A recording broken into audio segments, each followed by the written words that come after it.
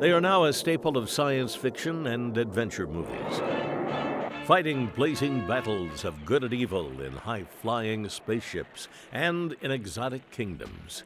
But Hollywood didn't bring them to life. They first captured our imaginations in a very different medium. In the early decades of the last century, newspaper comics were mainly devoted to light-hearted or farcical characters and storylines, which is how they came to be called the funnies. But in 1929, the comic's broad caricature of humankind gave way to a vision right out of Michelangelo.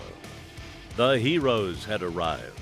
Buck Rogers, created by Philip Francis Nolan, had first appeared a year earlier in the pulp anthology Amazing Stories, but it was in comics that the futuristic fighter literally rocketed to pop culture stardom.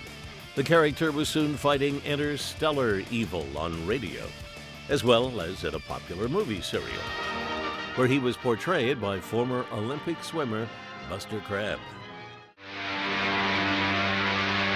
I don't get it. This ship's at least 100 years ahead of anything I ever saw. Tarzan's origins were even earlier, in a 1912 novel by Edgar Rice Burroughs, and in a 1918 silent movie starring Elmo Lincoln. But it was the Tarzan comic strip, drawn by fine arts illustrator Vern Hogarth, that created the image of the Jungle Lord that would be adopted for Hollywood Tarzans for decades to come, including the versatile Buster Crabbe, but most famously another Olympic swimmer, Johnny Weissmuller, who made a vocal contribution to the Tarzan legend to match Hogarth's visual one.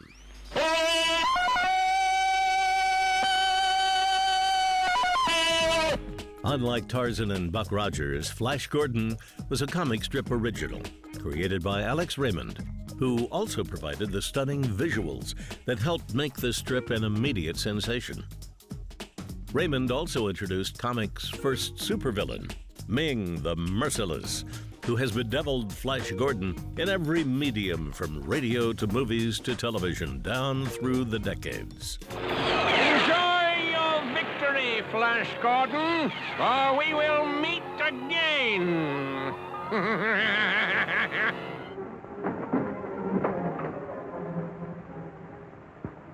That must be the entrance to the cavern. Like Buck Rogers and Tarzan, Flash Gordon has made an indelible impression on screen, especially as played by, who else? Buster Crabbe.